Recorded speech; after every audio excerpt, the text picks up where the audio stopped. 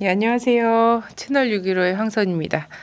자, 아시안 게임 말도 많고 탈도 많고 뭐 여러 가지 지금 불협화음들이 지금 터져 나오고 있긴 한데 선수들만큼은 정말 열심히 하고 있는 게 아닌가 이런 생각이 들고요. 한국 선수들도 지금 종합 2위로 참 열심히 뛰고 있죠. 그리고 아시안 게임에 지금 오랜만에 참가한 북한 선수들 연일 세계 신기록 세우면서 지금 메달을 계속 추가를 하고 있는데요. 종합 6위 정말 오랜만에 나와서 굉장히 선전하고 있는 것 같습니다. 남북 모두 지금 선전하고 있고 참 통일한국이 스포츠 강국이 되겠구나라는 하나의 좀 전망을 보여주는 것 같습니다. 남북 선수들 모두 힘내시고요. 우리 국민들 남북 모두 다 응원한다는 거 꼭 잘 아시고 힘 많이 받으셨으면 좋겠습니다. 자, 한편 현지 시간으로 16일부터죠. 제69차 유엔 총회가 개막이 됐습니다.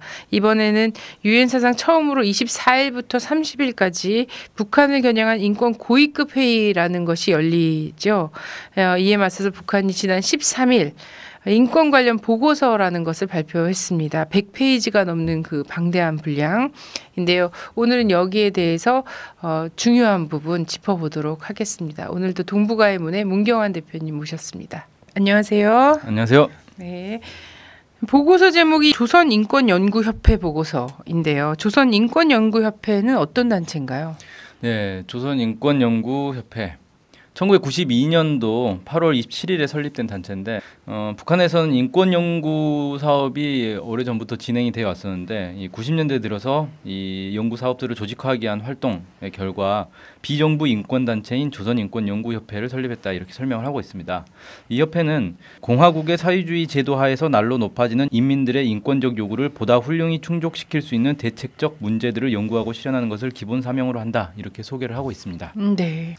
보고서에는 어떤 내용들이 주로 담겨 있나요? 예, 보고서가 크게 5가지 내용을 담고 있는데요. 첫 번째 1장에서는 조선민주주의 인민공화국의 인권보장제도라고 해서 북한 나라 개관과 그다음에 인권에 대한 북한의 견해와 입장, 북한에서 인권보장제도 형성 과정과 발전 과정 이런 것들이 좀 개략적으로 설명이 되어 있고요. 2장은 조선민주주의 인민공화국 인민들의 인권 향유 실태라고 해서 북한이 보장하고 있는 각종 이 권리들에 대해서 법률적 근거, 제도 이런 것들을 소개를 하고 있습니다. 3장은 인권의 국제적 보장과 관련한 조선민주주의 인민공화국의 입장과 노력 이란 제목으로 인권의 국제적 보장 문제에 대한 북한의 견해, 국제인권법에 대한 입장, 국제인권협약 이행 정형 이런 것들을 좀 소개를 하고 있고 4장이 조선민주주의 인민공화국의 인권보장을 가로막는 주요 난관들 이란 제목으로 인권보장을 어렵게 하는 난관, 주되게는 미국의 대북 적대 정책, 미국 및 추종 세력의 반인권 소동 이런 것들을 좀 언급하고 있고 마지막 5장은 조선민주주의 인민공화국에서의 인권 보장 전망이라고 해서 북한의 인권 보장 전망에 대해서 조선인권연구협회가 파악한 분야별 자료들을 서술을 하고 있습니다. 네. 분량 자체가 100페이지가 넘다 보니까 이 자리에서 이걸 다 살펴보기는 좀 어려울 것 같고요. 네. 중요한 부분만 좀 살펴봤으면 좋겠는데 먼저 북한이 인권에 대해서 어떤 생각을 갖고 있는가. 크게 3가지로 밝고 있는데 첫 번째 인권의 본질적 의미에 대해서 사람의 본성인 자주성을 실현하기 위한 권리, 즉 자주적 권리다 이렇게 좀 보고 있고요. 두 번째는 개인의 권리와 집단의 권리, 계급적 성격과 초계급적 성격으로 인권에 대한 견해를 크게 나누고 이 중에서 북한은 집단의 권리 그리고 계급적 성격을 갖는 인권으로 이렇게 해석을 하고 있습니다. 그다음 마지막으로 인권은 철저히 내적 문제이기 때문에 인권은 곧 국권이다 이렇게 보고 있습니다. 자, 그러면 인권을 개인의 권리로 볼 거냐, 아니면 집단의 권리로 볼 거냐, 이게 이제 서구적 개념과 이제 가장 큰 차이가 아니겠습니까? 네, 맞습니다. 인권이라고 하면 흔히 사람 개개인의 권리를 얘기를 많이 하죠. 우리나라에도 이 국가인권위원회법 제1조에 보면 이 법은 국가인권위원회를 설립하여 모든 개인이 가지는 불가침의 기본적 인권을 보호하고 뭐 이렇게 하면서 개인이 가지는 권리를 보호하는 게 핵심이다 이렇게 얘기를 하고 있고 사실 뭐 미국을 비롯해서 서양의 여러 나라들도 다 개인의 권리를 강조를 하고 있죠. 이렇게 된 게 사실 인권이라는 개념 자체가 나온 게 근대에 들어서 나오지 않았습니까? 근대에 들어서 이 봉건 사회에서 자본주의 사회로 넘어가면서 농노들을 해방시켜서 자유로운 개인으로 만들어야 노동자 인력을 만들 수 있었기 때문에 당시 이제 이 봉건 영주들과 이 신흥 자본가 계급의 어떤 싸움 속에서 나온 게 인권의 개념이다 이렇게 좀 볼 수가 있고요. 그러다 보니까 이제 개인 파편화된 개인의 어떤 권리를 보장을 해줘야 된다 이런 이제 개념이 나왔던 건데 북한은 사람을 이 독립된 개인으로 보지 않고 이 사회 속에서 하나로 연결된 존재로 보고 있기 때문에 사회를 떠난 집단을 떠난 개인이라는 게 존재할 수 없고 따라서 인권이라는 개념도 결국 개인의 권리가 아니라 사회 속에서 존재하는 사람들의 권리를 이렇게 얘기하는 것이다 이렇게 좀 보고 있는데 이게 가장 큰 차이 어떤 철학적 차이가 아닌가 이렇게 보여집니다. 또 하나 궁금한 건요. 인권은 대단히 보편적인 것이다. 그래서 어떤 나라든 어떤 시대든 이 인권의 기준은 똑같다라고 보통 이제 일반적으로 생각을 하기 십상이지 않습니까? 네. 이것에 대해서도 북한은 좀 의견이 있을 수 있을 것 같아요.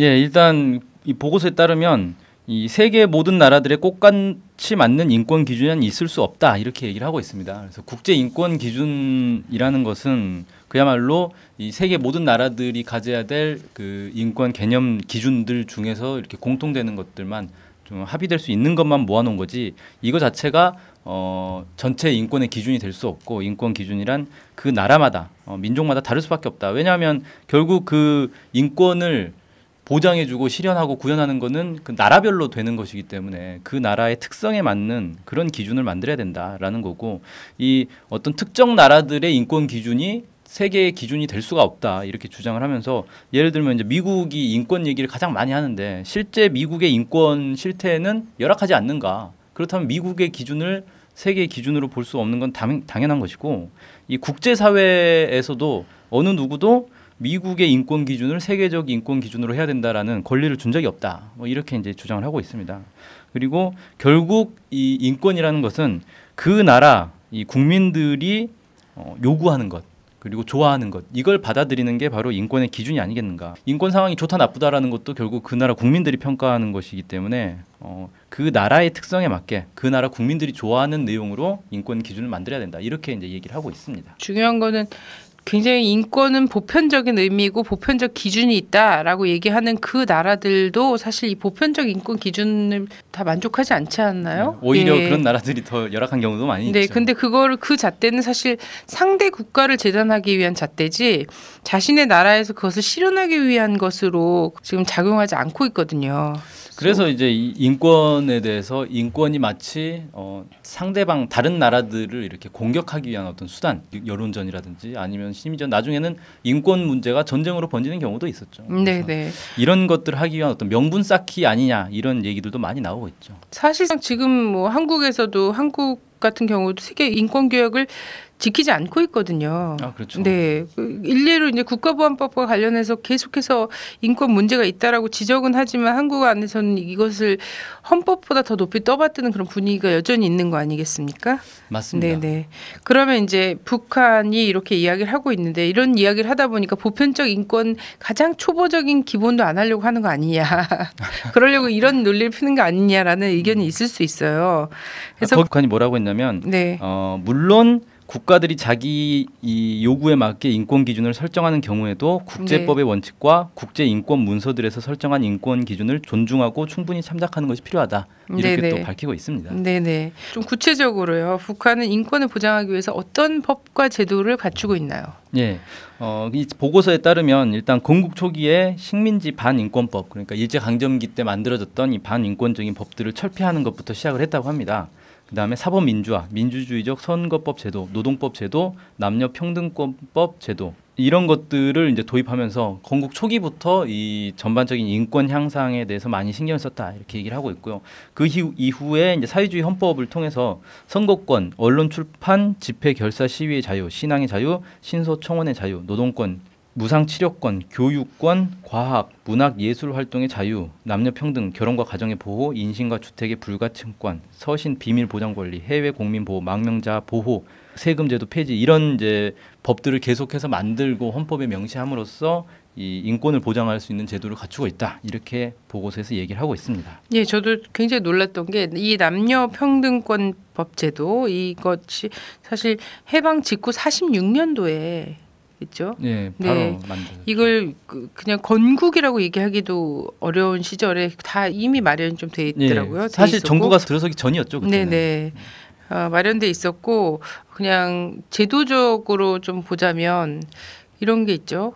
그러니까 교육과 관련해서 실제 이제 교육권이 있지 않습니까? 예. 이 교육권을 보장하기 위해서는 무상교육, 의무교육 이런 것들이 있어야 되잖아요. 근데 이게 보면 지금 취학 전 1년부터 고등학교까지 한국으로 얘기하자면 고등학교까지가 의무교육화되어 있다는 거예요. 이제 초창기에 이제 의무교육이 11년제였다가 지금 12년제로 늘어났죠. 네네. 이런 것과 또 하나는 이제 출산휴가와 관련해서 제가 또 깜짝 놀랐던 게 북이 일찍이 150일 동안이 출산휴가로 보장돼 있더라고요. 그러면 5개월인가요? 네네. 그리고 한국 같은 경우 지금 3개월이지 않습니까? 그렇죠. 예, 90일인데 이것도 90년대 이 정도까지는 60일.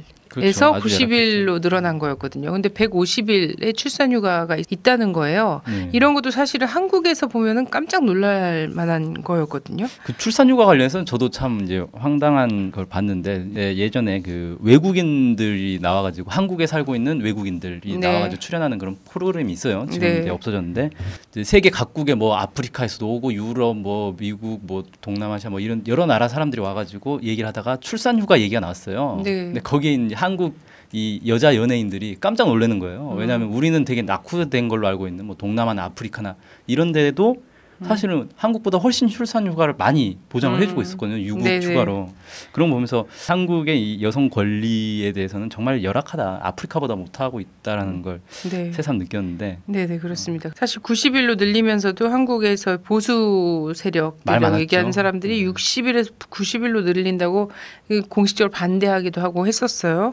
그래서 치마 길이의 자유와 성적 자유와 머리 색깔의 자유가 정적 자유와 무관하다라는 것을. 자, 보고서에서는 북한 주민의 인권 보장 현황에 대해서도 밝히고 있는데요. 내용 이제 하나하나 설명하기 너무 길기 때문에 사법제도 하나만 좀 살펴보도록 하겠는데요. 전체 이 내용에 관심 있으신 분들은 보고서를 직접 읽는 게 좋을 것 같아요. 그죠? 100페이지에 달하니까요. 이거 전문 어디서 구할 수 있나요? 네, 국내 언론에서는 전문을 공개한 데는 제가 찾아보진 못했고 그 중국 언론에 보면 그 사월망이라는 중국 언론이 있습니다. 거기에 한국어판이 있어요. 그 원 코리안 뉴스라고 숫자 1 코리안 뉴스라고 검색해서 보시면 아마 나올 것 같습니다. 사월망에서 보면은 국가보안법엔 안 걸리지 않습니까? 네, 뭐 걸리지 않아야 되죠. 원래 차단이 안 돼 있더라고요. 차단이 되어 있지 않고 중국과 수교 국가이기 때문에 그렇습니다. 참고하시고요. 흔히 이제 북한 사법제도 하면 공개 총살 이런 거 떠올리고 인민재판 이런 거 떠올리는데요. 실제로 그런 일이 있나요? 예, 이번에 국내 언론에도 좀 소개가 됐는데 미국의 민족통신이라는 미국의 이제 언론이 있습니다. 인터넷 언론이 있는데 여기서 북한에 가가지고 북한의 박수종 최고재판소 원로 참사를 인터뷰한 게 있어요. 그 내용이 이제 국내 언론에도 소개가 됐더라고요. 근데 거기에 이제 뭐라고 됐냐면 공개 처형 제도가 있냐라고 기자가 물어보니까 그 박수종 참사가 있다 이렇게 인정을 했습니다. 근데 극히 드물게 이제 진행이 되는데 피고인이 아주 악질적인 사람으로 주변 인민들이 청원하면 심사해서 집행한다 이렇게 되어 있어요. 북한은 사형 제도가 있죠. 그래서 사형 제도가 있는데 일반적으로 공개 사형을 하는 게 아니라 비공개로 이제 사형을 하는데 주변 사람들이 청원을 한다는 겁니다. 공개 처형하자라고. 그런 경우에만 이제 심사를 해가지고 판단해서 집행한다는 건데 실례로 든 게 함경도에서 한 할머니가 잔인하게 살해되는 경우가 있어 그 지역 인민들이 들고 일어나 공개 처형해야 한다고 주장하여 그렇게 집행된 적이 있었다. 뭐 이렇게 이제 설명을 했습니다. 네, 한국 같은 경우에도 이제 연쇄살인범이라든지 어린이 대상으로 한 굉장히 극심한 범죄 이런 것들에 대해서는 공개 처형해야 된다라는 얘기를 사람들이 입버릇처럼 이야기하는 인터넷에 경향이 있죠. 네. 자, 북한은 2심제예요. 근데 이게 또 한편으로는 요즘은 대부분 국가가 이제 3심제가 많다고 알려져 있고, 그죠?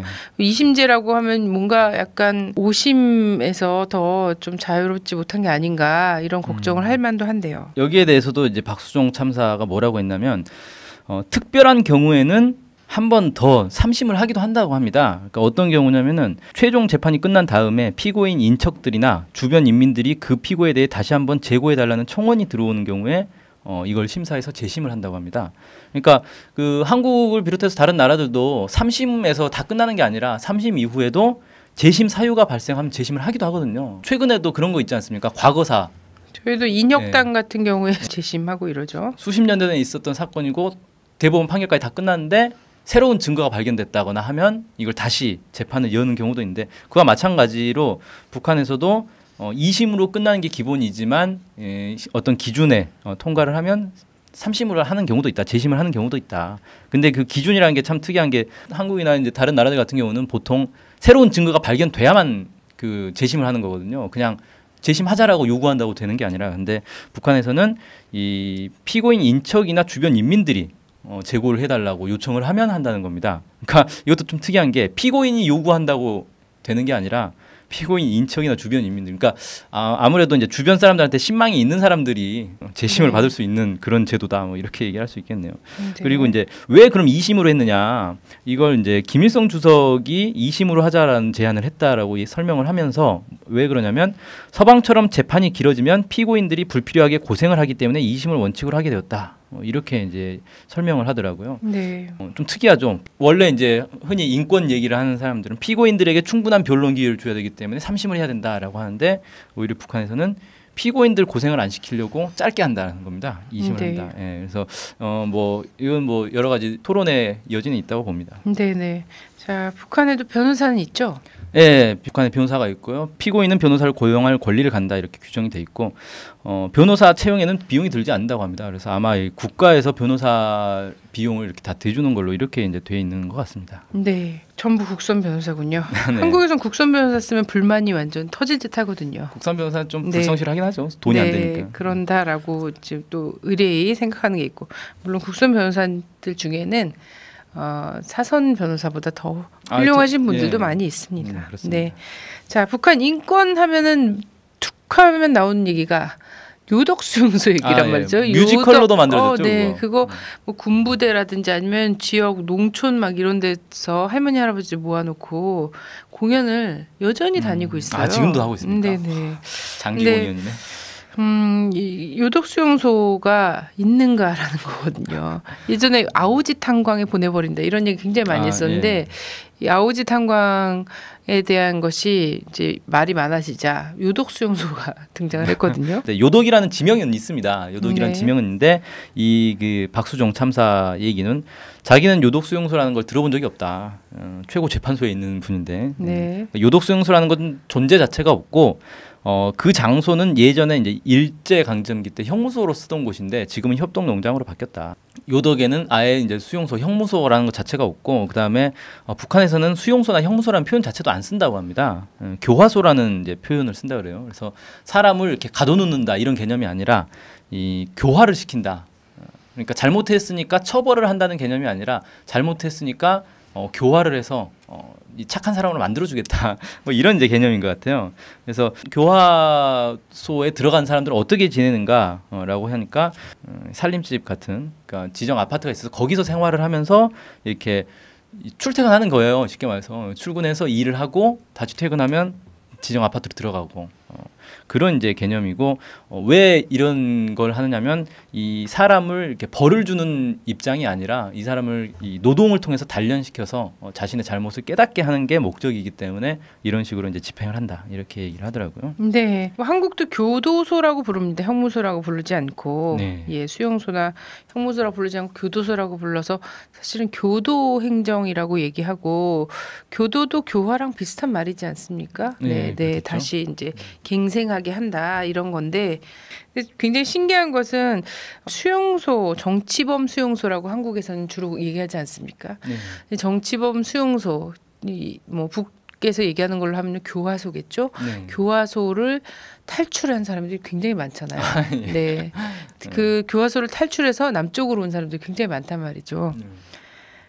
그걸로 봤을 때는 한국식으로 아파트형 교도소에서 갇혀서 그 안에서 운동하고 왔다 갔다 하는 그런 구조는 아니라는 거예요. 그죠? 좀 약간 자유롭고 열려져 있는 공간인 것 같다. 왜냐하면 한국에서는 교도소를 탈출할 수가 없지 않습니까? 탈출 진짜 몇 년에 한 번씩 신창원 같은 경우인데 떠들썩하게 나오긴 하는데 거의 대부분 잡히죠 또. 네, 광복절 특사 같은 영화 속에서나 가능한 얘기인데 이게 이렇게 탈출을 자유롭게 한다는 걸로 봐서는 지정 아파트에 생활하면서 선거용에 따라서 노동을 하는 게 감시가 매우 소홀하다는 얘기죠. 맞는 것 같고요. 자, 전과 제도가 없다는 말이 있어요. 아 예. 그러니까 한국 같은 경우는 뭐 전과 1범, 전과 2범 이런 말이 있지 않습니까? 그래서 네네. 전과가 많으면 재판 받을 때 상당히 불리하거든요. 그래서 뭐 특히 이제 일정 기간 이내에 또 저지르면은 이제 누범 기간이라고 해가지고 상당히 중형에 처해지는데 북한에서는 이런 제도가 아예 없습니다. 그러니까 뭐 2범이든 3범이든 상관없이 과거에 어떤 형벌을 받았느냐와 관계없이 재판을 한다는 겁니다. 그래서 중형이 내려지는 경우가 없다. 2범, 3범이라고 해서 중형이 내려지는 경우가 없다. 뭐 이렇게 얘기를 하는데 왜 이렇게 이제 하는지에 대해서는 좀 잘 모르겠는데 북한에서의 이제 북한의 철학 뭐 사상 이런 것들의 기초에서 볼 때 아마 이런 것 같습니다. 그러니까 사람이 죄를 짓는 게 그 개인의 문제로 보지 않고 쉽게 말해서 2범, 3범인 사람들은 교화소에서 제대로 교화를 못 시켰기 때문에 또 죄를 저지른 건데 이게 개인의 잘못으로 볼 수 있느냐. 개인의 잘못은 그 잘못한 그것만 가지고 따지는 거지 과거에 행적이 이랬으니까 더 엄벌에 처한다 이런 개념이 아니고 과거의 그런 문제는 과거의 교화를 잘못한 교화소, 국가의 책임으로 돌리는 게 아닌가. 저는 이렇게 좀 해석이 됩니다. 재범이라고 해서 가중 처벌한다거나 이런 건 자체는 사실 우리의 그 형사법상의 일사부재리의 원칙 이런 거 있지 않습니까? 네. 일사부재리 원칙에도 사실은 어긋나는 거죠. 그렇게 해석할 수 있죠. 네네. 자, 북한 의료 체계의 특징으로 이제 예방의학 이런 걸 꼽는데요. 사법 체계에도 이런 비슷한 의미가 있다고 전해지네요. 네. 근로자들과 직장 단위에서 일하는 사람들을 대상으로 일주일에 한 번씩 법무 해설원이 가가지고 법과 질서에 대한 교양 사업을 전 지역에서 다 하고 있다고 합니다. 그러니까 쉽게 말해서 일주일에 한 번씩 법 이 질서에 대한 강연을 듣는 거예요. 그러다 보니까 이러이런 것들을 하면 법에 걸리고 이러이런 걸 해야 된다라는 것들을 일상적으로 계속 교양을 받다 보니까 법을 잘 지켜야 되겠다는 생각도 하겠고 법에 대해서 잘 아니까 사실 그 법을 어기는 사람들 중에 의외로 많은 사람들이 법을 잘 몰라서 어기는 경우 많이 있습니다. 네. 근데 그런 것들을 이제 잘 알려주는 거죠. 이런 걸 하면 법에 온다니까 하지 말아라. 그렇게 해서 실제로 갈수록 북한에서는 이런 이제 법에 의해서 처벌받는 사례가 점점 줄어들고 있다. 이렇게 이제 박수종 참사가 얘기를 했습니다. 네, 실제로 그 북에 방북을 했을 때 그런 얘기를 들은 적이 있어요. 그 교통법규를 어기고 이런 일이 있지 않겠습니까? 거기서 또 이제 사회 안전원들이 그렇죠. 있고 그래서. 그런 경우에 이제 교통법규를 위반해서 교통사고를 내거나 이런 위험한 상황이 벌어졌다 이러면 어떻게 하냐 이렇게 물어봤더니 교육을 받는다 그러더라고요. 네. 그러니까 저는 무슨 벌점 얼마, 뭐 벌금 얼마 이런 개념으로 해서 물어봤는데 이제 그 일정 기간 동안에 본인이 잘못한 저지른 이 교통법규를 무시함으로써 벌어진 일 때문에 얼마나 큰 사회적 피해가 발생했으며 이것이 초래한 일은 무엇인가 이런 것들에 대해서 공부를 하고 그거를 이제 각성하는 이게 벌이라고 하더라고요. 네, 그때는 막 웃었던 것 같아요. 자, 오늘 말씀 감사합니다. 고맙습니다. 자, 유엔에서도 북한 인권 문제를 이제 도마 위에다 올려놓고 요리를 하고 싶어하는 이런 움직임들이 있는데 사실 전 세계의 인권 문제는요, 인권을 무기로 삼을 그 야심 이런 것들을 버렸을 때 인권이 가장 잘 지켜지지 않을까. 전 세계에서 저는 이렇게 생각을 합니다. 인권이 제대로 보장되는 지구가 됐으면 좋겠고요. 마지막 영상은요. 박선혜, 박순애 두 분 할머니 통일 열사 분들 추모 일이 25일입니다. 9월 25일이라서 이 박선혜, 박순애 선생님 추모제를 했던 영상을 보내드리도록 하겠습니다. 박선혜, 박순애 선생님을 기리면서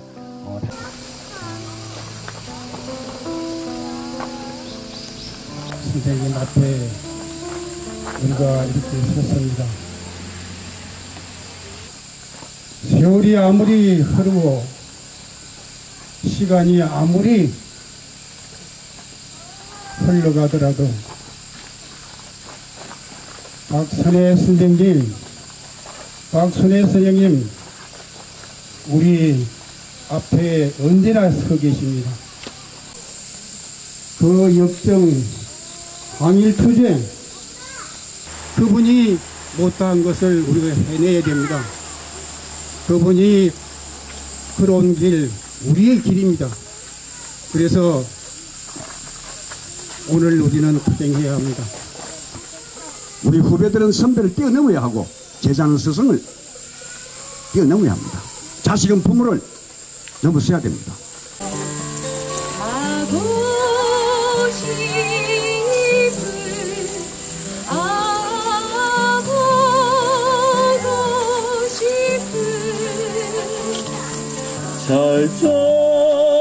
절조망 넘어 평양으로 보내주오.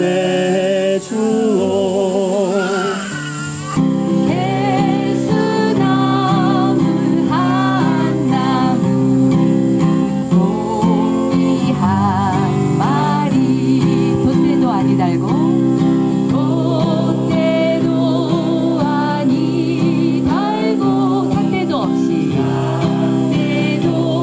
없이 박수자 선생님 화목 사주기 추모에 붙여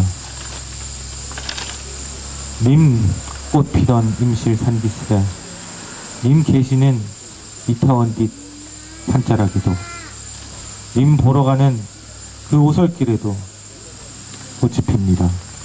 2014년 변화를 느끼고 있습니다. 후배로 이어질수록 이 마음이 절대 가벼워지지 않고 한없이 무거워지기만 합니다. 저는 박순애 고모의 가장 큰 사랑을 받고 자란 박탁이라는 사람입니다.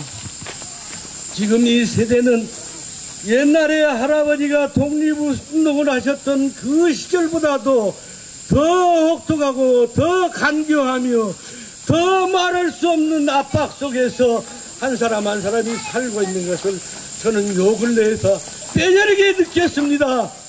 얼마 남지 않은 기간 동안 저도 여러분처럼 당당하고 떳떳하게 여러분들의 대열에 서서 대한민국의 민족의 혼을 여러분과 함께 불태우려고 각오를 합니다.